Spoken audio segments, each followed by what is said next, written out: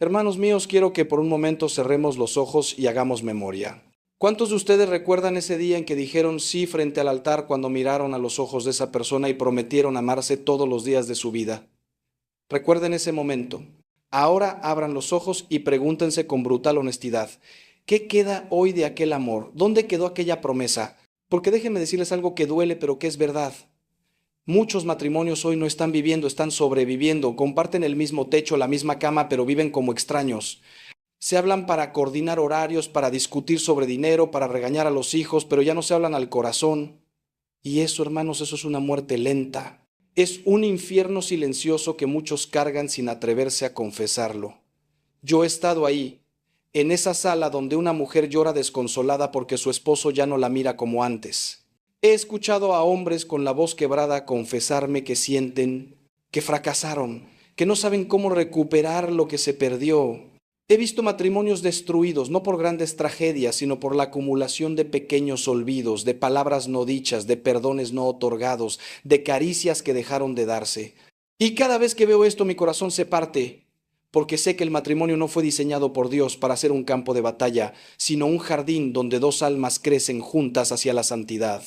Pero ese jardín necesita cuidado, necesita agua, necesita sol, necesita las manos de ambos trabajando la tierra cada día. El problema, hermanos, es que nadie nos enseñó realmente cómo amar. Nos enseñaron a enamorarnos, que es fácil, que es hermoso, que es esa chispa que enciende todo al principio. Pero nadie nos dijo que el amor verdadero, ese que sostiene un matrimonio por 50 años, ese que sobrevive a las crisis, a las enfermedades, a las traiciones del tiempo, ese amor se construye con decisiones diarias, con sacrificio, con renuncia, con perdón. Y cuando no sabemos esto, cuando creemos que el amor es solo un sentimiento, entonces al primer obstáculo nos rendimos. Decimos, ya no siento lo mismo y pensamos que eso justifica abandonar, pero el amor verdadero, hermanos, el amor de Cristo, no es un sentimiento que va y viene con las mareas, es una decisión firme de la voluntad. Hoy quiero compartir con ustedes tres claves que pueden transformar su matrimonio. No son fórmulas mágicas, no son trucos psicológicos de esos que venden en los libros de autoayuda. Son verdades eternas que nacen del Evangelio, que han sostenido matrimonios santos durante siglos, que vienen de la sabiduría de la Iglesia y de la experiencia de ver cómo Dios restaura lo que parecía perdido. Les advierto desde ahora, estas claves exigen todo de ustedes. Exigen humildad, exigen valentía, exigen que mueran a su orgullo y a su comodidad. Pero les prometo, porque lo he visto con mis propios ojos, que si las aplican con sinceridad, su matrimonio no solo mejorará, sino que se transformará en lo que Dios siempre soñó que fuera. Antes de comenzar, necesito que entiendan algo fundamental. El matrimonio no es una institución humana que la Iglesia bendice. El matrimonio es un sacramento, es decir, es un signo visible de la gracia invisible de Dios. Cuando ustedes se casaron, no firmaron un contrato social, entraron en una alianza sagrada. Dios mismo se hizo presente en ese momento y los unió no solo como esposos, sino como colaboradores de su obra creadora.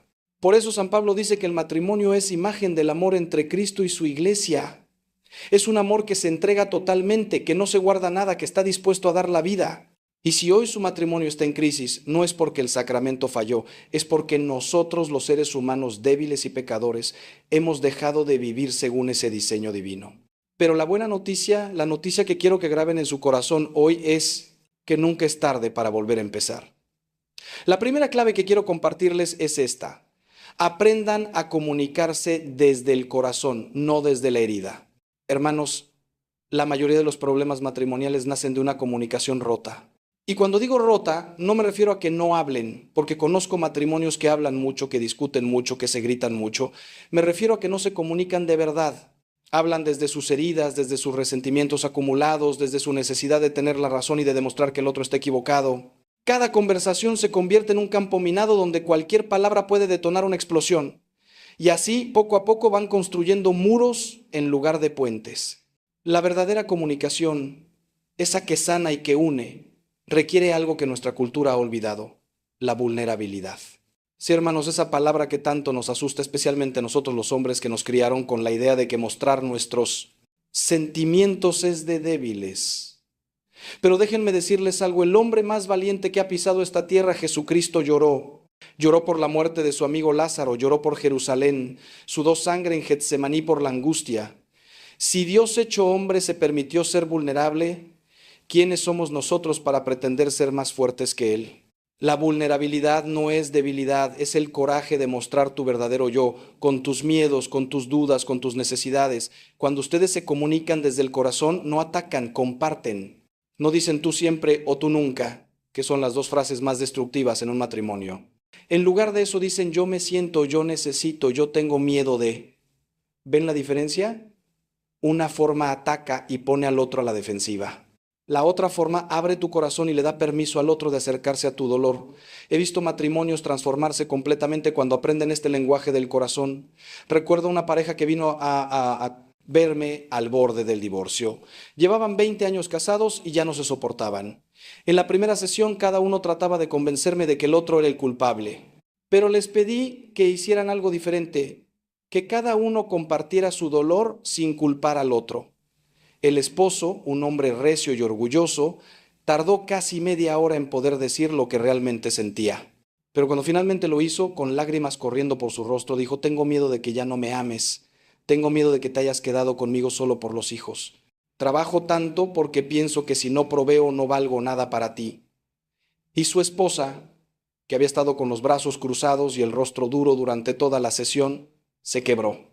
Por primera vez en años, vio al hombre vulnerable detrás del esposo distante y ella también compartió, yo me siento sola, siento que ya no soy importante para ti, que solo existo para lavar, cocinar y criar a tus hijos. Ya no me siento mujer, me siento un mueble más de la casa. Hermanos, ese día no resolvieron todos sus problemas, pero algo profundo cambió. Dejaron de ser enemigos y volvieron a ser dos personas heridas que necesitaban sanación.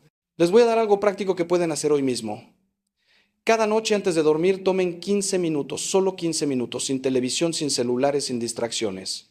Siéntense frente a frente, tómense las manos y cada uno comparta 3 cosas, algo bueno que vivió ese día, algo que le preocupa y algo que necesita del otro.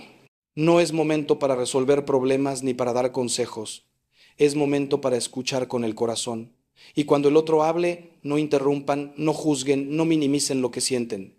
Solo escuchen como escucharía Cristo, con amor, con paciencia, con el deseo genuino de entender. Si hacen esto durante 30 días seguidos, les prometo que van a redescubrir a la persona que se casó con ustedes. Van a ver cosas que el ajetreo de la vida les había ocultado. La segunda clave es esta: recuperen el servicio mutuo como expresión del amor. Hermanos, vivimos en una cultura profundamente egoísta que nos ha enseñado que el amor es recibir, es sentirnos bien, es que el otro nos haga felices. Y bajo esa mentalidad, cuando el otro no nos hace felices, pensamos que ya no hay amor, pero eso no es amor, eso es consumismo emocional. El verdadero amor, el que Cristo nos enseñó, es exactamente lo contrario. Es dar, es servir, es buscar el bien del otro, incluso cuando no me apetece, incluso cuando me cuesta, incluso cuando no recibo nada a cambio. Por eso Jesús en la última cena se arrodilló y lavó los pies de sus discípulos. Imaginen esa escena, Dios hecho hombre, de rodillas lavando los pies sucios y polvorientos de sus amigos. Y después les dice algo revolucionario, les he dado ejemplo, para que también ustedes hagan como yo he hecho con ustedes. Hermanos, ¿se dan cuenta de lo que esto significa para su matrimonio? Significa que el amor verdadero se mide por el servicio, no por los sentimientos. Se mide por las veces que moriste a tu comodidad para cuidar al otro, por las veces que trabajaste aunque estabas cansado para que a tu familia no le faltara nada, por las veces que callaste cuando querías reclamar porque sabías que tu pareja estaba pasando por un momento difícil, por las veces que pediste perdón aunque creías tener la razón, porque valorabas más la paz que tu orgullo. El problema es que muchos matrimonios se han convertido en una negociación constante. Yo hago esto si tú haces aquello. Yo cocino, pero tú lavas los platos. Yo trabajo fuera, pero tú te encargas de los niños. Y lo digo claramente, está bien dividir las responsabilidades del hogar, eso es sabiduría práctica. El problema es cuando todo se convierte en un cálculo de quién hace más, quién da más, quién se sacrifica más, porque entonces el matrimonio se vuelve una balanza donde estamos constantemente pesando si el otro nos debe algo. Y ese es el camino directo al resentimiento. El amor verdadero no lleva cuentas. San Pablo lo dice hermosamente. El amor no lleva cuentas del mal. Quiero que piensen en esto. ¿Cuándo fue la última vez que hicieron algo por su pareja sin que ellos lo pidieran, sin esperar nada a cambio, solo por el puro gozo de verlos felices? ¿Cuándo fue la última vez que llegaron a casa con un detalle pequeño, no porque fuera su aniversario o su cumpleaños, sino simplemente porque pensaron en ellos? ¿Cuándo fue la última vez que le dijeron descansa, yo me encargo, cuando veían que estaban agotados? Estos pequeños actos de servicio, hermanos, son como el agua que mantiene viva la planta del amor. Sin ellos, la planta se seca. Y muchos matrimonios están secos, completamente áridos, porque cada uno está esperando que el otro empiece a regar. Les voy a contar algo de mi experiencia. He conocido matrimonios donde la esposa está enferma de cáncer, donde el esposo perdió su trabajo, donde tienen un hijo con discapacidad grave, donde han pasado por pérdidas terribles, y sin embargo, cuando los ves, hay algo en ellos que resplandece. No es que no sufran, no es que no tengan momentos de desesperación, pero hay una paz, hay una unidad, hay un amor que se ha hecho más fuerte en el crisol del sufrimiento. ¿Y saben qué tienen en común todos estos matrimonios? Que aprendieron a servirse mutuamente. Que cuando uno está débil, el otro carga con todo.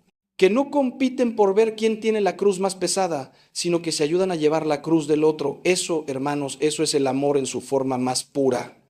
Y ahora viene algo que necesito que escuchen con mucha atención, porque aquí está el secreto que puede cambiar todo en su matrimonio.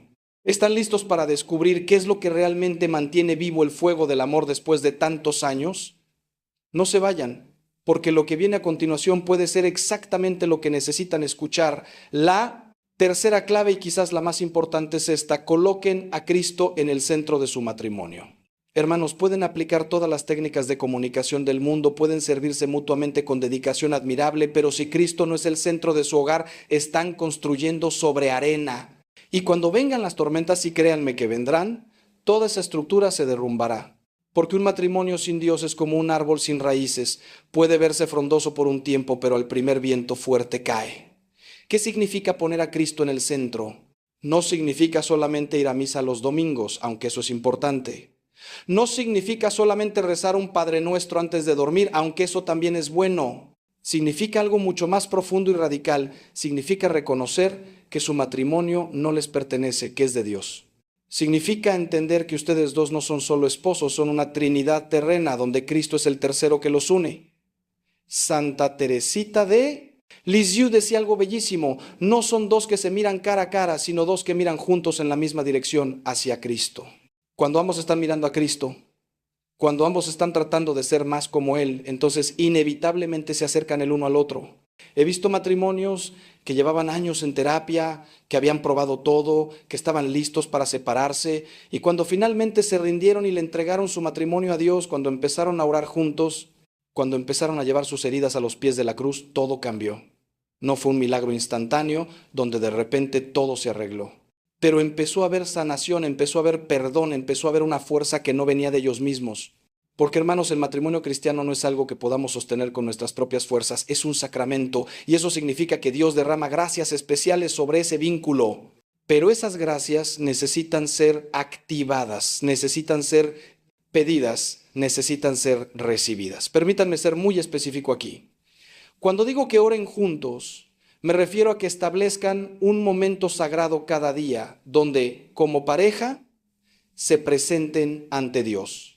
Puede ser en la mañana antes de que los niños se despierten, puede ser en la noche cuando todo esté en silencio, pero que sea un momento donde juntos, tomados de la mano, le presenten a Dios sus alegrías, sus preocupaciones, sus miedos, sus sueños, donde le pidan por sus hijos, donde le agradezcan por las bendiciones, donde le supliquen ayuda en las dificultades.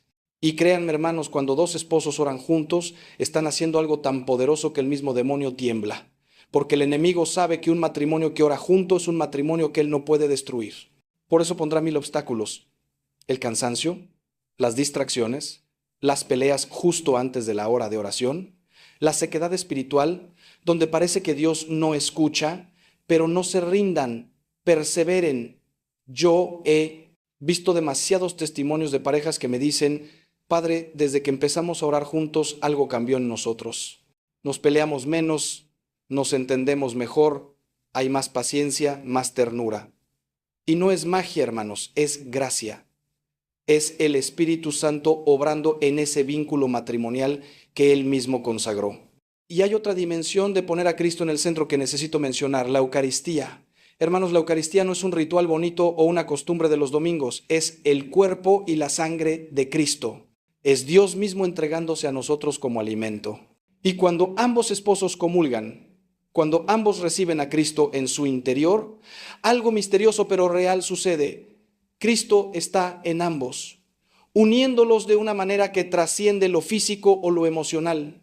Por eso los matrimonios que van juntos a misa, que comulgan juntos, que participan activamente en la vida sacramental de la iglesia, tienen una fortaleza especial. No digo que no tengan problemas, todos los matrimonios tienen problemas, pero tienen un ancla, tienen un fundamento que no se mueve cuando todo lo demás tiembla. Recuerdo a una pareja mayor que conocí hace años. Llevaban más de 50 años casados y todavía se miraban con esa ternura que hace sonreír a cualquiera. Les pregunté cuál era su secreto, esperando escuchar alguna anécdota romántica o algún consejo práctico. Y el Señor me miró con esos ojos llenos de sabiduría y me dijo: Padre, nunca hemos dejado de ir juntos a misa. En los buenos tiempos íbamos a dar gracias. En los malos tiempos íbamos a pedir fuerza. En los tiempos donde ya no nos soportábamos, íbamos porque sabíamos que allí, frente al Santísimo, algo se arreglaba en nuestros corazones, aunque no supiéramos qué. Y luego la señora añadió algo que me llegó al alma. Padre, hay días en que yo no puedo amar a mi esposo con mis propias fuerzas. Estoy cansada, estoy herida, estoy resentida. Pero cuando recibo a Jesús en la comunión, le digo: Señor, yo no puedo, pero tú sí. Ama a mi esposo a través de mí. Dame tu amor porque el mío se acabó. Y hermanos, esa es la clave. Reconocer que nuestro amor humano es limitado, que se agota, que tiene días buenos y días malos. Pero el amor de Cristo es inagotable, es infinito y está disponible para nosotros si lo pedimos. También quiero hablarles de algo que muchos matrimonios han olvidado: la confesión. Hermanos, cuando pecamos contra nuestro cónyuge, cuando somos crueles con nuestras palabras, cuando somos egoístas con nuestras acciones, cuando guardamos rencor o alimentamos el resentimiento, no solo estamos lastimando a nuestro matrimonio, estamos pecando contra Dios, porque ese vínculo matrimonial es sagrado y tratarlo con desprecio o negligencia es una ofensa a quien lo creó. Por eso necesitamos el sacramento de la reconciliación. Necesitamos confesar nuestras faltas, recibir el perdón de Dios y renovar nuestro compromiso de amar como Cristo ama. Y aquí va algo importante. Cuando vayan a confesarse, no confiesen los pecados de su pareja. He escuchado tantas confesiones donde la persona dice: Padre, mi pecado es que mi esposo es un insensible que nunca me escucha. Eso no es confesión, eso es queja. La verdadera confesión requiere que miremos nuestro propio corazón y reconozcamos dónde hemos fallado nosotros. Padre, he sido orgulloso y no he querido pedir perdón cuando he herido a mi esposa. Padre, he sido amargada y he castigado a mi esposo con silencios y desprecios. Esa es la confesión que sana, la que nos humilla pero nos libera. Pero atención, porque lo que viene ahora es el corazón de todo esto. He compartido 3 claves con ustedes: comunicación desde el corazón, servicio mutuo y Cristo en el centro. Pero hay algo que une estas 3 claves, algo sin lo cual ninguna de ellas funcionará. ¿Quieren saber qué es? No cambien de canal, porque esta verdad puede ser el punto de quiebre entre un matrimonio que sobrevive y uno que verdaderamente vive. Ese elemento que une todo, hermanos, es el perdón. El perdón radical, incondicional, diario. Sin perdón no hay comunicación posible, porque las heridas del pasado contaminan cada conversación. Sin perdón no hay servicio verdadero, porque detrás de cada acto habrá un: yo hago esto, pero tú me hiciste aquello. Sin perdón, Cristo no puede habitar en ese hogar, porque donde hay falta de perdón hay falta de amor, y donde no hay amor Dios no puede estar. El perdón, hermanos, es lo más difícil y lo más necesario en un matrimonio, porque en la convivencia diaria las heridas son inevitables.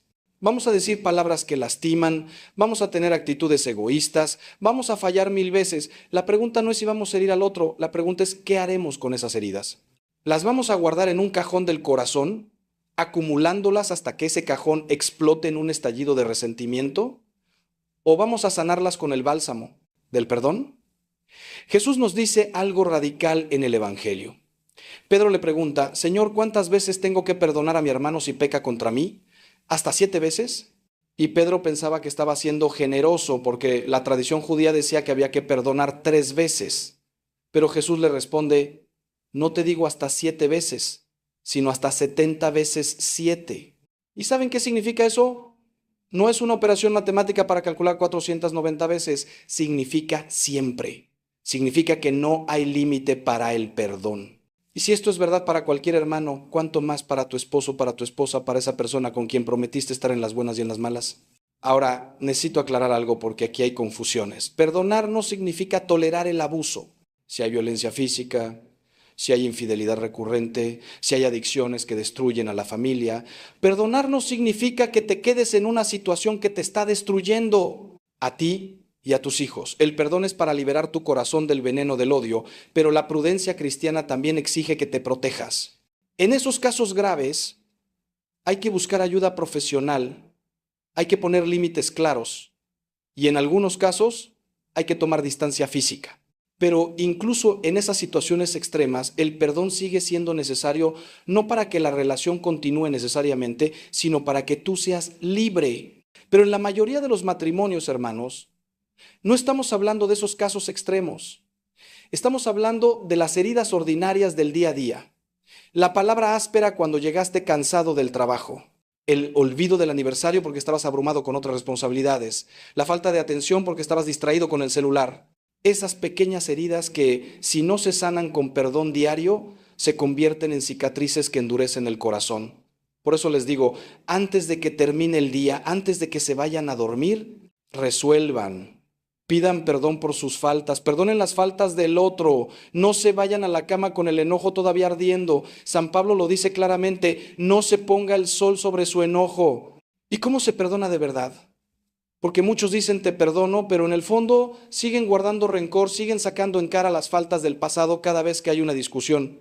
Perdonar de verdad es tomar la decisión consciente de soltar esa ofensa, de no usarla más como arma, de mirar a esa persona como si esa falta nunca hubiera existido. Es imitación de cómo Dios nos perdona a nosotros. Cuando Dios perdona nuestros pecados en la confesión, no los usa después para castigarnos. Los echa al fondo del mar, como dice la Escritura. Los borra completamente. Y nosotros estamos llamados a hacer lo mismo. Déjenme contarles de una pareja que vino a verme destrozada por una infidelidad. El esposo había tenido una aventura de varios meses. Cuando la esposa lo descubrió, su mundo se derrumbó. El dolor era tan intenso que pensó que nunca podría superarlo. Y honestamente, yo tampoco estaba seguro de que pudieran salvar ese matrimonio. Pero ambos estaban dispuestos a intentarlo, ambos querían luchar. El proceso fue largo y doloroso. Hubo muchas lágrimas, muchas conversaciones difíciles, mucha terapia. Pero lo que hizo la diferencia fue que ella tomó la decisión de perdonar. No fue un perdón instantáneo. Fue un proceso de meses donde cada día tenía que renovar esa decisión. Había días donde el dolor volvía con fuerza y sentía que no podía más. Pero entonces se arrodillaba ante el crucifijo y decía, Jesús, tú perdonaste a los que te crucificaron, dame la fuerza para perdonar a mi esposo. Y poco a poco, día a día, la herida comenzó a sanar. No desapareció por completo, algunas heridas dejan marca, pero dejó de sangrar, dejó de doler con esa intensidad que paraliza. Y hoy, 5 años después, me dicen que su matrimonio es más fuerte que nunca. No porque la traición no importara, sino porque el perdón fue más poderoso que la herida. El esposo también hizo su parte. No solo pidió perdón, sino que se arrepintió de verdad. Cambió su estilo de vida, cortó con todo lo que lo había llevado a caer, buscó ayuda espiritual y psicológica para entender por qué había caído en esa tentación y sobre todo durante años fue paciente con el dolor de su esposa, entendiendo que ella necesitaba tiempo para volver a confiar. No se defendió diciendo ya te pedí perdón, supéralo. Asumió las consecuencias de sus actos con humildad. Eso, hermanos, es arrepentimiento verdadero. Y cuando hay arrepentimiento verdadero de un lado y perdón verdadero del otro, la gracia de Dios puede obrar milagros. Ahora, hermanos, quiero abordar algo que está matando muchos matrimonios modernos y de lo que se habla poco, la falta de compromiso real. Vivimos en una cultura de lo desechable, donde si algo no funciona, se tira y se compra. Otro. Si el celular se daña, compras otro. Si la ropa pasa de moda, compras otra. Y esa mentalidad se ha infiltrado en nuestras relaciones. Si el matrimonio está difícil, Si ya no siento mariposas en el estómago, si aparece alguien que me parece más interesante, entonces me voy. Y eso, hermanos, eso es una mentira del enemigo que está destruyendo familias enteras. El compromiso verdadero no es un sentimiento, es una decisión. Es decir, yo elegí a esta persona para toda la vida y voy a honrar esa elección, pase lo que pase. No es ciego, no es necio. Es consciente de que habrá momentos difíciles, de que habrá días donde el amor se sentirá como un desierto árido. Pero es la determinación de no huir cuando lleguen esos días, sino de quedarse y luchar, porque el amor verdadero no huye ante la dificultad, crece en ella. Hay una historia que me gusta mucho de un matrimonio de ancianos. Alguien les preguntó cuál era el secreto de haber durado más de 60 años juntos. Y el Señor respondió con una frase que era simple pero profunda. Nacimos en una época donde cuando algo se rompía, lo arreglábamos, no lo tirábamos. Hermanos, esa es la actitud que necesitamos recuperar en nuestros matrimonios. Cuando algo se rompe entre ustedes, no huyan, no piensen inmediatamente en el divorcio, arréglelo. Busquen ayuda, acudan a un consejero matrimonial, hablen con su párroco, hagan un retiro de parejas, pero no se den por vencidos. Y quiero decirles algo que puede sonar duro, pero que necesitan escuchar. El divorcio rara vez es la solución que prometía ser. He visto a personas que se divorciaron convencidas de que iban a ser más felices, de que iban a encontrar el amor verdadero en otro lado, y algunos años después vienen a verme y me confiesan con lágrimas que se arrepienten, que el problema no era su pareja, el problema eran ellos mismos, que los mismos defectos que tenían en el primer matrimonio los siguieron al segundo, que lastimaron profundamente a sus hijos, que rompieron una familia por una ilusión que resultó ser falsa. No estoy diciendo que todos los que se divorciaron hicieron mal. Hay situaciones donde verdaderamente era necesario, donde la convivencia era imposible, donde había peligro real. La iglesia entiende esto y por eso existen los procesos de nulidad matrimonial. Pero lo que sí estoy diciendo es que muchos matrimonios se divorcian por razones que podrían haberse trabajado si ambos hubieran estado dispuestos a morir a su orgullo y a luchar por su familia. Y esa es una tragedia que se repite todos los días. Hermanos, sus hijos están viendo cómo se relacionan ustedes. Aunque no lo digan, aunque piensen que los niños no se dan cuenta, ellos absorben todo. Si ven un papá que trata a su mamá con respeto, con ternura, con paciencia, van a crecer sabiendo cómo es el amor verdadero. Si ven a una mamá que honra a su esposo, que lo apoya, que habla bien de él incluso cuando no está presente, van a aprender qué es la lealtad. Pero si ven peleas constantes, desprecio, indiferencia, van a crecer pensando que eso es normal y probablemente repetirán ese patrón en sus propios matrimonios. Ustedes están formando la próxima generación. Están enseñando con su vida, no con sus palabras, qué es el matrimonio. Esa es una responsabilidad enorme y por eso les ruego, luchen por su matrimonio. No solo por ustedes, sino por sus hijos, por sus nietos que vendrán, por toda la línea de descendencia que depende de que ustedes honren ese vínculo sagrado que Dios estableció. Porque un matrimonio sólido no solo bendice a los esposos, bendice a toda la familia, bendice a la comunidad entera. Y ahora quiero tocar un tema delicado pero necesario, la intimidad física en el matrimonio. Hermanos, Dios creó la sexualidad y la creó buena. En el contexto del matrimonio, la unión física es sagrada, es la expresión corporal del amor total que se prometieron. Pero en muchos matrimonios, este aspecto está roto. Y cuando la intimidad física se rompe, es síntoma de que algo más profundo está roto en la relación. He escuchado esposas que me dicen, padre, mi esposo solo me busca para eso.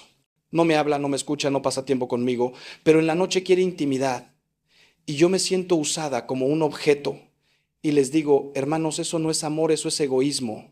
La intimidad verdadera nace de la intimidad emocional y espiritual. No puede haber verdadera unión de cuerpos si no hay unión de corazones. Por eso los esposos necesitan cultivar su relación en todos los niveles. Conversar, salir juntos, compartir momentos, conocerse profundamente. Y entonces la intimidad física será la culminación natural de ese amor que se vive todo el día. También he escuchado a esposos que me dicen, padre, mi esposa me rechaza constantemente. Hace meses que no tenemos intimidad. Me siento rechazado, no deseado, como si ya no le importara. Y esto también es un problema grave, porque la intimidad física en el matrimonio no es opcional. No es algo que se da si uno tiene ganas. Es parte del don total de sí mismo que se prometieron. Obviamente, hay situaciones de enfermedad, de cansancio extremo, de circunstancias difíciles donde es comprensible, Pero cuando el rechazo es constante y sin razón válida, se está negando una parte esencial del matrimonio.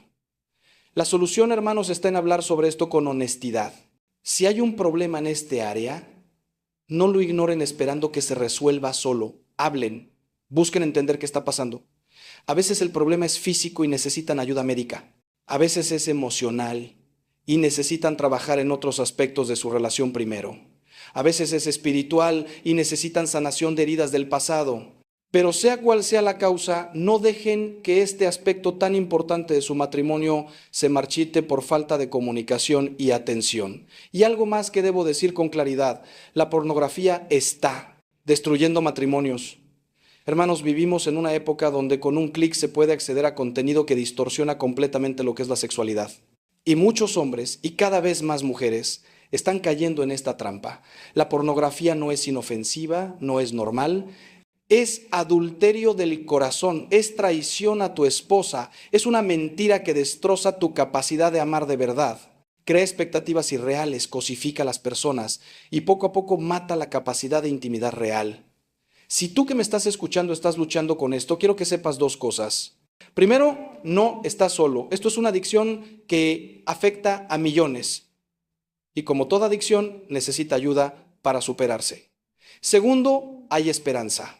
He visto a hombres liberarse completamente de esta esclavitud cuando la sacan a la luz, cuando la confiesan, cuando buscan ayuda, cuando ponen filtros en sus dispositivos y se vuelven accountable ante alguien. Pero necesitas dar el primer paso. Necesitas reconocer que tienes un problema y que ese problema está lastimando tu matrimonio, aunque tu esposa no lo sepa todavía. Y si descubres que tu esposo está viendo pornografía, sé que el dolor es inmenso. Sientes traición, sientes que no eres suficiente, que te han mentido. Y todos esos sentimientos son válidos. Pero también quiero decirte que este problema no es sobre ti, no es porque no seas lo suficientemente atractiva o deseable. Es una adicción que él desarrolló probablemente mucho antes de conocerte y ahora necesita ayuda para superarla. Si él está dispuesto a reconocerlo, a buscar ayuda, a hacer los cambios necesarios, entonces hay esperanza de sanación. Pero también necesitas cuidarte, establecer límites claros y buscar tu propia ayuda para procesar este dolor. Hermanos, he hablado mucho y sin embargo siento que apenas he arañado la superficie de este tema tan vasto que es el matrimonio. Pero quiero resumir todo lo que hemos compartido en algo esencial. El matrimonio es una vocación, es un llamado de Dios. Y como toda vocación, requiere muerte a uno mismo. Requiere que el yo se convierta en nosotros. Requiere que tus sueños se entrelacen con los sueños de tu pareja para formar un sueño común. Requiere sacrificio diario, renuncias constantes, pero también ofrece algo que nada más en este mundo puede dar, la experiencia de amar y ser amado con un amor que refleje el amor de Dios. No les voy a mentir diciéndoles que será fácil. El matrimonio es el camino más hermoso hacia la santidad, pero también es uno de los más exigentes. Habrá días donde querrán rendirse, donde el cansancio será tan grande que apenas tendrán fuerzas para seguir. Pero en esos días acuérdense de estas tres claves que hemos compartido. Comuníquense desde el corazón, no desde la herida. Sírvanse mutuamente como Cristo les sirvió. Y sobre todo, mantengan a Cristo en el centro de su hogar. Si hacen esto, si perseveran en esto, les prometo que su matrimonio no solo sobrevivirá, sino que florecerá. Quiero que piensen en su matrimonio como un jardín. Cuando se casaron, plantaron una semilla llena de potencial, pero esa semilla necesita cuidado constante para crecer, necesita el agua de la comunicación, necesita el sol del servicio mutuo, necesita la tierra fértil que solo Cristo puede proporcionar. Y necesita que arranquen las malas hierbas del resentimiento, del egoísmo, del orgullo, antes de que ahoguen las plantas buenas. Si hacen este trabajo de jardinería matrimonial todos los días, van a tener un jardín que produce frutos hermosos, paz, alegría, unidad, amor. Un jardín donde sus hijos puedan jugar seguros, donde ustedes mismos puedan descansar del ajetreo del mundo. Pero si descuidan ese jardín, si dejan de regarlo porque están muy ocupados, si permiten que las malas hierbas crezcan sin control, si no le dan el sol que necesita, entonces ese jardín se convertirá en un terreno baldío. Y hermanos, he visto demasiados matrimonios que son terrenos baldíos, áridos, secos, sin vida. Y me parte el corazón porque sé que no tenía que ser así. Sé que con un poco de atención, con un poco de esfuerzo constante, ese jardín podría haber sido un paraíso. Ahora quiero hablarles de algo hermoso, la renovación de votos. No necesitan esperar a un aniversario especial. Pueden hacerlo hoy mismo, en la privacidad de su hogar. Tómense de las manos, mírense a los ojos y renueven ese compromiso que hicieron ante Dios. Díganse el uno al otro, yo te elijo de nuevo hoy.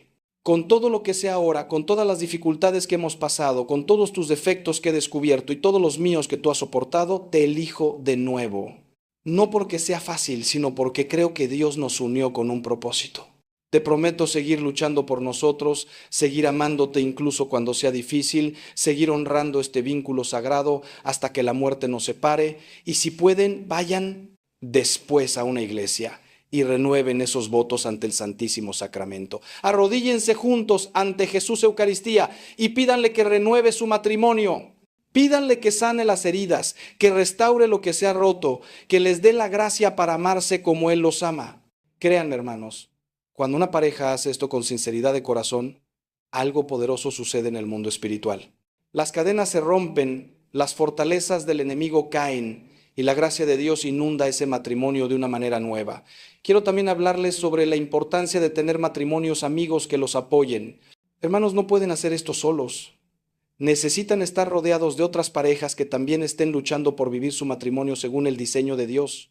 Parejas que los inspiren, que los aconsejen, que oren por ustedes, que los animen cuando las cosas se pongan difíciles y aléjense de aquellas amistades que son tóxicas para su matrimonio.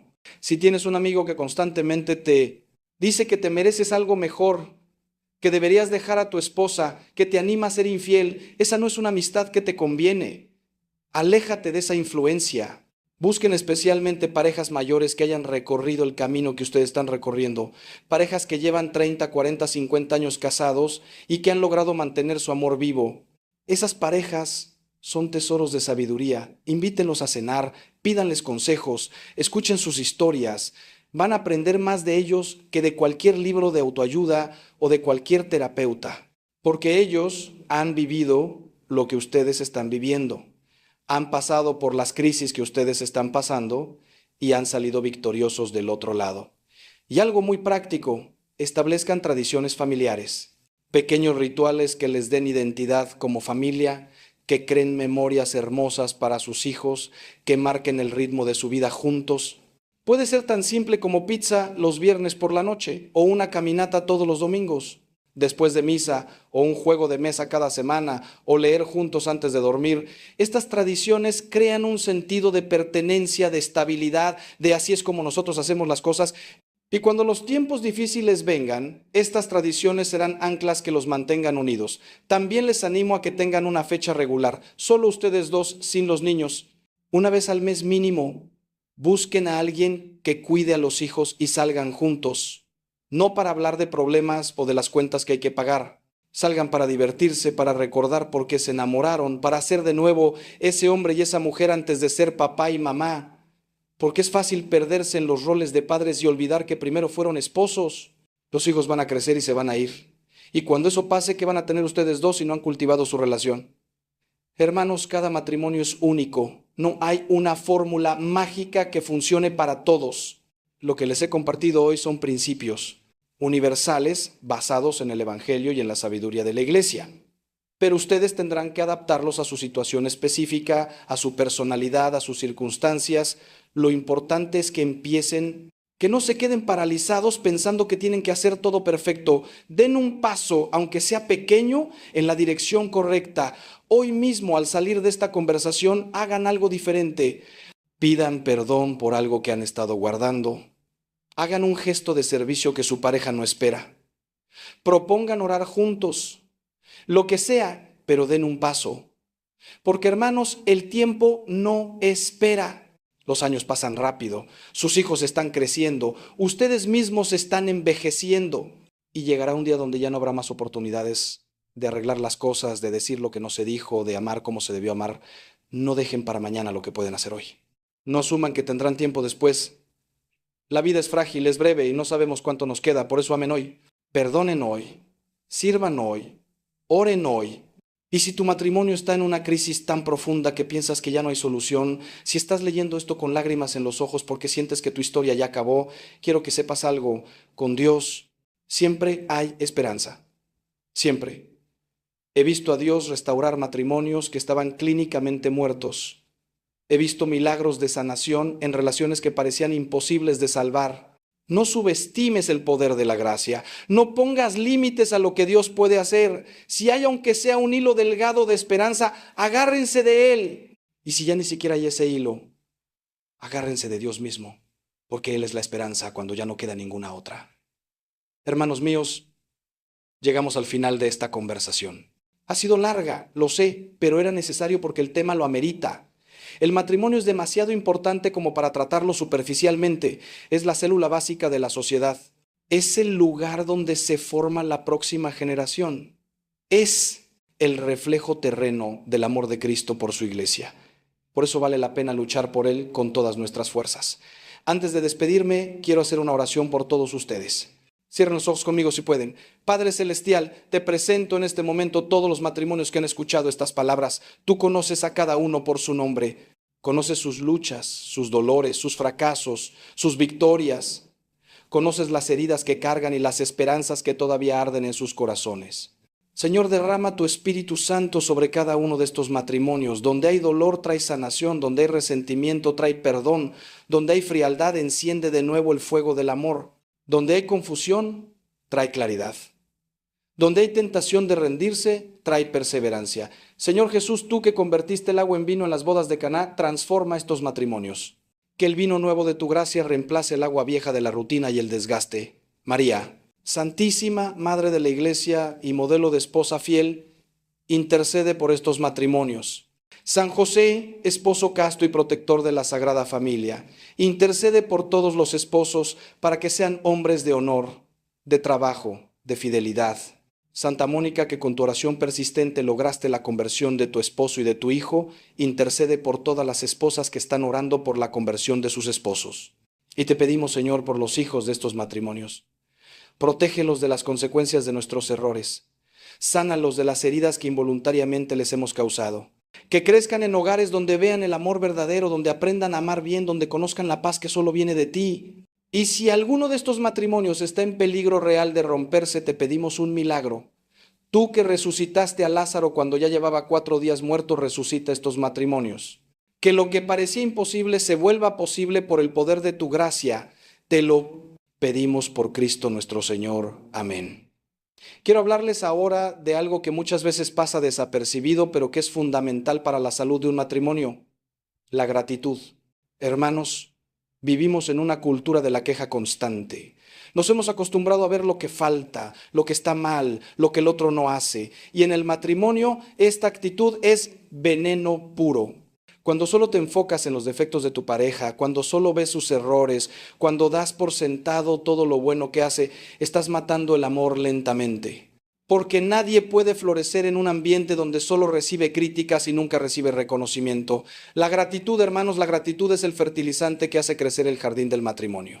Piensen en esto con honestidad. ¿Cuándo fue la última vez que le dijeron a su esposa, gracias por preparar la comida, no de manera automática mientras miran el celular, sino mirándola a los ojos y reconociendo genuinamente ese acto de amor? ¿Cuándo fue la última vez que le dijeron a su esposo, te admiro por cómo trabajas duro por esta familia, reconociendo ese sacrificio diario que hace para que no les falte nada? Esas palabras simples, hermanos, tienen un poder que no imaginan, porque todos necesitamos sentirnos vistos, valorados, apreciados. Y cuando tu pareja te dice, veo lo que haces y te lo agradezco, algo se enciende en el corazón. Una motivación para seguir dando lo mejor de sí mismo. San Pablo nos dice en su carta a los tesalonicenses, den gracias en toda circunstancia. En toda circunstancia, hermanos, no solo cuando las cosas van bien, incluso en los días difíciles. Incluso cuando hay problemas, hay cosas por las cuales agradece que esa persona sigue ahí, que no se ha ido a pesar de tus defectos. Agradece los pequeños gestos cotidianos que son tan fáciles de dar por sentado. La ropa limpia, la casa en orden, el carro que arranca porque alguien se encargó del mantenimiento, los niños que están sanos porque alguien los cuida. Cuando empiezas a practicar la gratitud activamente, tu perspectiva cambia. Dejas de ver solo lo negativo y empiezas a ver la abundancia de bendiciones que tienes. Les voy a dar un ejercicio práctico que ha transformado muchos matrimonios. Cada noche, antes de dormir, cada uno comparta 3 cosas específicas por las que está agradecido del otro ese día. Y que sean específicas, no generalidades. No gracias por todo, sino gracias por llamarme al mediodía para saber cómo estaba cuando sabías que tenía esa reunión difícil. Gracias por jugar con los niños cuando llegaste cansado del trabajo para que yo pudiera terminar de cocinar tranquila. Gracias por defenderme cuando tu familia hizo ese comentario que me dolió. Esa especificidad muestra que estás poniendo atención, que valoras los detalles, que no das nada por sentado. Y créanme, cuando hacen esto consistentemente durante un mes, van a notar un cambio radical en la atmósfera de su hogar. Pero la gratitud no es solo hacia tu pareja, hermanos, también necesitan cultivar la gratitud hacia Dios por el regalo de su matrimonio.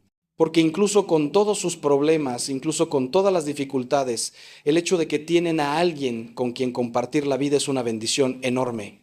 Hay millones de personas en este mundo que están solas, que desearían tener a alguien que los espere al llegar a casa, alguien con quien conversar al final del día, alguien que los conozca profundamente. Ustedes tienen eso. No lo desperdicien por falta de aprecio.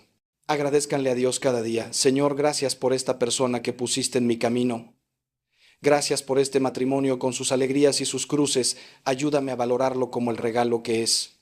Ahora quiero tocar algo que está profundamente relacionado con todo lo que hemos hablado, la humildad. Hermanos, no puede haber un matrimonio saludable sin humildad. Y cuando digo humildad, no me refiero a ser un felpudo que permite que lo pisoteen. Me refiero a esa virtud que nos permite reconocer nuestras limitaciones, admitir nuestros errores y estar dispuestos a cambiar. El orgullo, por otro lado, es el cáncer del matrimonio. El orgullo es lo que te hace defender tu posición, aunque sepas que estás equivocado. El orgullo es lo que te impide pedir perdón porque sientes que eso te hace débil. El orgullo es lo que te hace creer que tú eres el que tiene razón y tu pareja está equivocada. He visto matrimonios destruirse por puro orgullo. Parejas que llevan días sin hablarse porque ninguno quiere dar el primer paso para reconciliarse, porque cada uno está esperando que el otro se disculpe primero. Y mientras tanto, el silencio se vuelve más pesado, el resentimiento crece, y lo que empezó como una discusión tonta sobre algo insignificante se convierte en una muralla que los separa.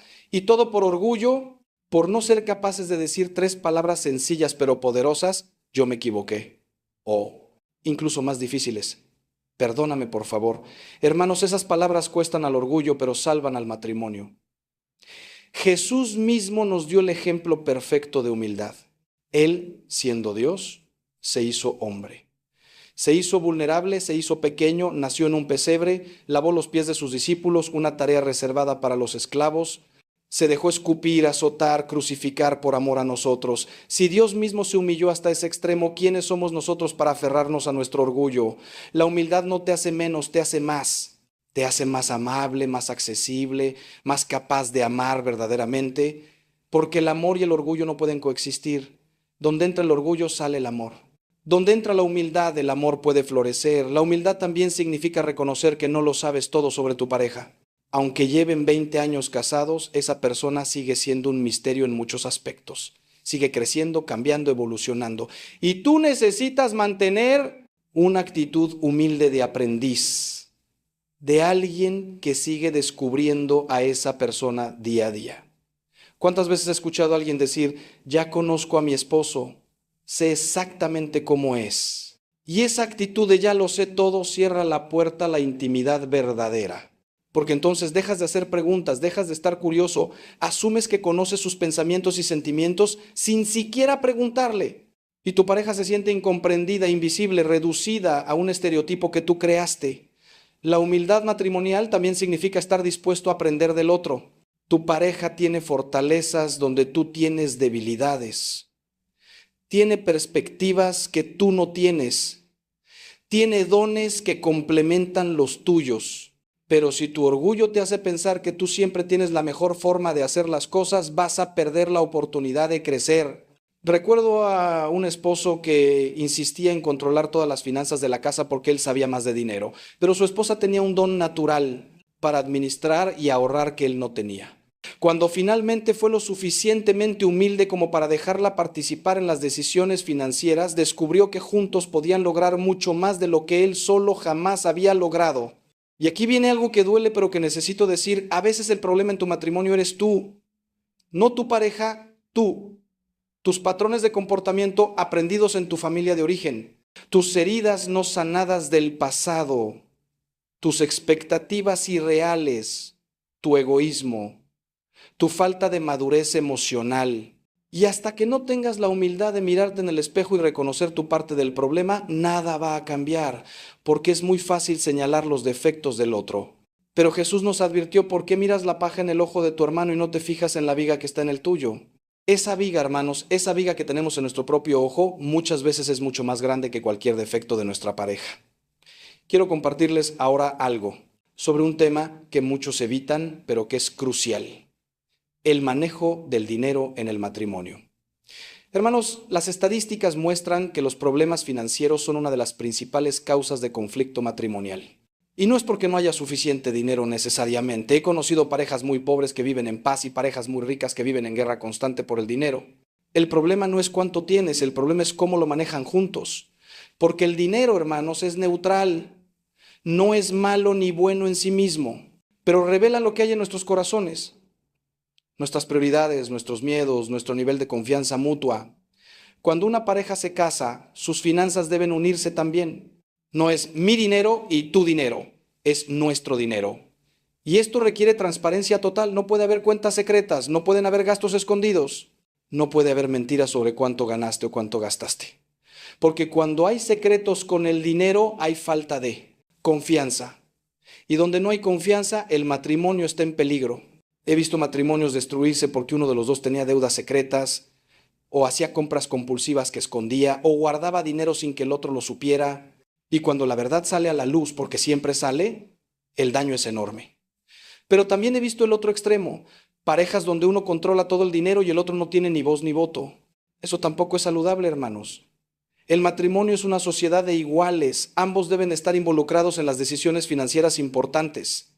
Ambos deben saber cuánto entra, cuánto sale, cuáles son las deudas, cuáles son los ahorros. Y sí, puede ser que uno tenga más habilidad para manejar los números y está bien que esa persona lleve la administración práctica. Pero las decisiones grandes deben tomarse juntos, en consenso, después de orar y discernir qué es lo que Dios quiere para su familia. Aquí va algo práctico: hagan un presupuesto, juntos. Siéntense una vez al mes, vean cuánto entra, decidan juntos a dónde va ese dinero. Establezcan prioridades. Primero el diezmo para Dios, porque todo lo que tenemos viene de Él y debemos honrarlo con las primicias. Luego las necesidades básicas: casa, comida, servicios. Después los ahorros, porque la Escritura alaba al prudente que guarda para el futuro. Y finalmente, si sobra, algunos gustos razonables, pero esto decídanlo juntos. Y si uno quiere hacer una compra grande, por ejemplo más de $100 o el monto que acuerden, debe consultarlo con el otro primero. No es falta de libertad, es respeto y unidad. También necesitan hablar sobre sus actitudes hacia el dinero que traen de sus familias de origen. Porque si tú creciste en una familia donde nunca había suficiente, probablemente tengas miedo a quedarte sin dinero y seas muy ahorrador. Pero tu pareja quizás creció en una familia donde el dinero fluía libremente y tiene una actitud más relajada hacia el gasto.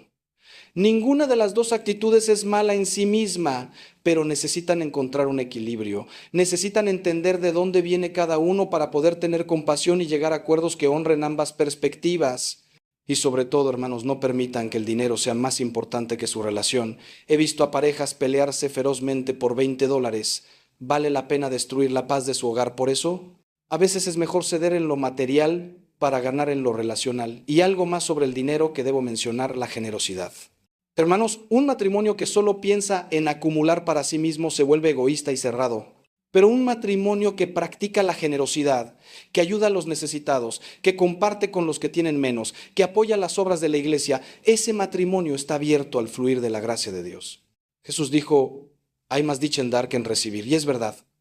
Cuando dan juntos, cuando deciden como pareja ayudar a alguien necesitado, cuando se privan de algo para poder darle a otro, algo hermoso sucede en su unión. Se dan cuenta de que su matrimonio no es solo para ustedes, sino que es un canal de bendición para otros. Ahora quiero hablarles de algo que muchas parejas descuidan terriblemente: cuidar de sí mismos individualmente para poder cuidar mejor su matrimonio. Hermanos, ustedes no pueden dar lo que no tienen. Si estás vacío espiritualmente, emocionalmente, físicamente, no tienes nada que darle a tu pareja. Por eso es tan importante que cada uno cuide su propia relación con Dios, su propia salud mental, su propia salud física. No es egoísmo, es mayordomía sabia de los recursos que Dios te dio. Porque si te quemas completamente, si llegas al punto del agotamiento total, no solo te dañas a ti mismo, dañas a toda tu familia. Para los esposos que me escuchan, necesitan tiempo con otros hombres de fe. Necesitan hermanos en Cristo que los desafíen, que los animen, que oren con ustedes, que los hagan rendir cuentas de cómo están viviendo su vocación de esposos y padres. Salgan de vez en cuando con esos amigos. No para emborracharse o hablar mal de sus esposas, sino para animarse mutuamente en el camino de la santidad. Para recordarse unos a otros qué significa ser hombre según el diseño de Dios: protector, proveedor, líder espiritual del hogar, pero también tierno, compasivo, dispuesto a servir. Si no tienes esos amigos, búscalos, involúcrate en un grupo de hombres en tu parroquia, crea esas amistades intencionalmente porque las necesitas. Y para las esposas, también necesitan amigas de fe. Mujeres que las entiendan, que las apoyen, que no las juzguen cuando comparten sus luchas. Mujeres que puedan darles perspectiva cuando están muy metidas en el problema y no ven con claridad. Mujeres que oren por ustedes y por su matrimonio. Pero tengan cuidado, hermanas, con el tipo de amigas que eligen. Hay mujeres que solo van a alimentar su amargura, que van a decirles, tienes razón, tu esposo es un desastre, deberías dejarlo. Esas no son las amigas que necesitan. Necesitan amigas que las amen lo suficiente como para decirles la verdad, incluso cuando duela. Amigas que las animen a ser mejores esposas, no que justifiquen sus faltas. También necesitan cuidar su salud física, hermanos. Sé que la vida está ocupada, que hay 1000 responsabilidades. Pero si no cuidan su cuerpo, que es templo del Espíritu Santo, van a pagar las consecuencias.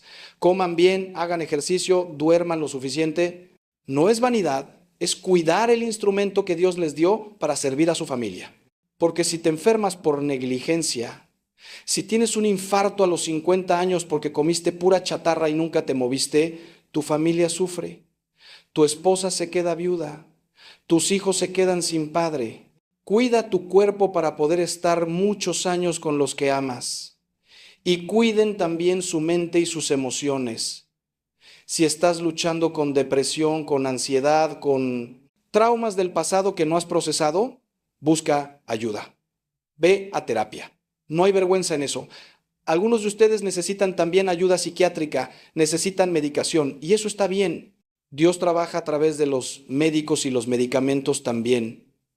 No espiritualices problemas que tienen una raíz química o psicológica. La oración es importantísima, pero a veces necesitas oración más terapia.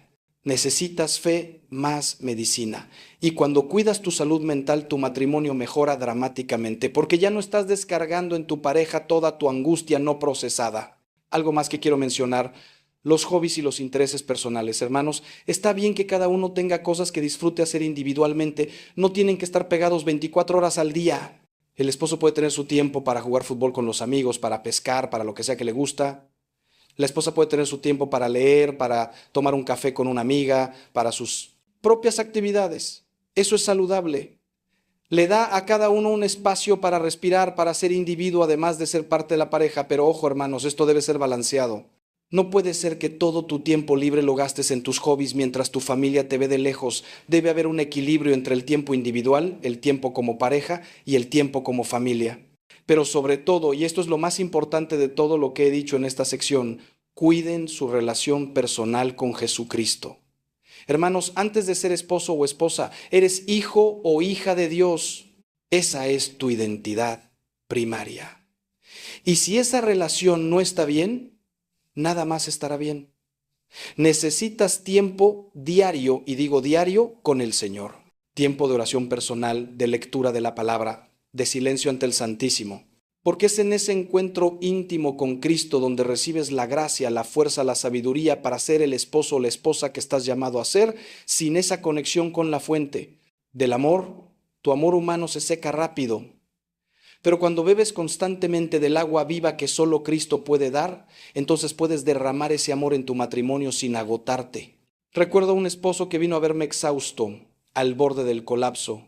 Me dijo: padre, no puedo más. Trabajo todo el día, llego a casa y mi esposa necesita atención, mis hijos necesitan ayuda con la tarea, hay cosas que arreglar en la casa, me acuesto agotado y me levanto agotado. Ya no tengo nada que dar. Y le pregunté: ¿cuándo fue la última vez que pasaste tiempo a solas con Dios? Se quedó callado. Finalmente admitió: padre, hace meses que no oro de verdad, solo rezo distraído en la mañana mientras me alisto para el trabajo. Y ahí estaba el problema.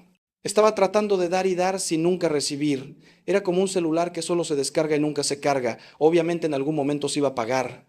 Le di un consejo simple pero difícil. Levántate media hora antes cada día. Y en esa media hora, antes de hacer cualquier otra cosa, siéntate ante Dios. Lee un salmo, lee un pasaje del Evangelio, háblale de tu día, de tus miedos, de tu cansancio. Déjalo llenarte. El hombre me miró como si le hubiera pedido que escalara el Everest. Padre, estoy tan cansado, necesito dormir. Y le dije: hermano, necesitas a Dios más de lo que necesitas esa media hora extra de sueño. Pruébalo durante 30 días. Si después de 30 días no ves ninguna diferencia, deja de hacerlo. Lo hizo con mucha resistencia al principio. Pero a las 2 semanas volvió a verme y me dijo: padre, no sé cómo explicarlo, pero tengo más energía, soy más paciente con mi familia. Las cosas que antes me desesperaban ya no me afectan tanto. Eso, hermanos, es el poder de poner a Dios primero. Y ahora, después de todo lo que hemos recorrido juntos, después de todas estas verdades que hemos explorado, quiero que sepan algo. Cambiar un matrimonio no sucede de la noche a la mañana, no. Van a aplicar estas 3 claves y mañana despertar con un matrimonio perfecto. La transformación es un proceso, a veces largo, a veces doloroso. Habrá avances y retrocesos. Habrá días donde sientan que están progresando y días donde sientan que volvieron al punto de partida. Pero no se desanimen. Cada pequeño paso en la dirección correcta cuenta. Cada vez que eligen comunicarse con amor, en lugar de atacar, están construyendo. Cada vez que eligen servir, en lugar de exigir, están construyendo. Cada vez que eligen perdonar, en lugar de guardar rencor, están construyendo. Y con el tiempo, esos pequeños actos se acumulan y se convierten en una transformación real y duradera. Hermanos, si este mensaje ha tocado su corazón de alguna manera, les pido que no se lo guarden. Compartan este video con alguna pareja que sepan que está pasando por dificultades. A veces, una palabra en el momento justo puede ser la diferencia entre un matrimonio que se salva y uno que se pierde. Y sí, ustedes mismos necesitan escuchar esto de nuevo. Suscríbanse al canal. Aquí vamos a seguir compartiendo mensajes que fortalezcan su fe, que los ayuden en su camino, que les recuerden que no están solos en esta lucha. Porque esos somos, hermanos, una familia de fe que se apoya mutuamente en el camino hacia la santidad. Recuerden, su matrimonio no es un accidente. No es simplemente el resultado de que 2 personas se gustaron y decidieron juntarse. Es un llamado de Dios. Es parte de su plan para su santificación y para la construcción del reino. Cuando honran su matrimonio, cuando luchan por él, cuando lo sostienen incluso en los momentos difíciles, están haciendo algo sagrado. Están siendo testimonio del amor fiel de Dios en un mundo que ha olvidado lo que significa la fidelidad. Y para terminar, quiero dejarles con una imagen que espero los acompañe. Imaginen que su matrimonio es como 2 peregrinos que caminan hacia una montaña sagrada. A veces el camino es fácil, el sol brilla, hay flores en el sendero y ustedes caminan de la mano cantando. Pero otras veces el camino es empinado, hay piedras que hacen tropezar, llueve, hace frío y apenas pueden dar un paso más. En esos momentos duros puede ser tentador soltar la mano del otro y buscar un camino más fácil. Pero si perseveran, si siguen caminando juntos, llegarán a la cima. Y la vista desde allí, hermanos, la vista desde allí vale cada paso difícil del camino.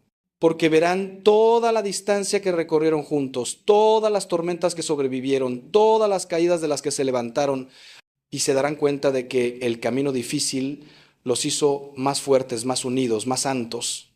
No caminen solos, caminen tomados de la mano, con Cristo guiando sus pasos, con María cuidándolos, con toda la comunión de los santos animándolos desde el cielo. Y cuando lleguen al final de su camino terrenal, Cuando uno de ustedes tenga que partir primero, que puedan decir con paz: amé bien, luché por mi matrimonio, honré mi promesa y ahora voy a esperar en la casa del Padre a mi amado, sabiendo que pronto estaremos juntos de nuevo, esta vez para siempre. Que Dios los bendiga abundantemente. Que la paz de Cristo reine en sus corazones y en sus hogares. Que el Espíritu Santo les dé la sabiduría y la fuerza para amar como están llamados a amar. Y que María Santísima los cubra con su manto maternal. Vayan en paz y amen con valentía. Los llevo en mi oración. Hasta pronto, hermanos.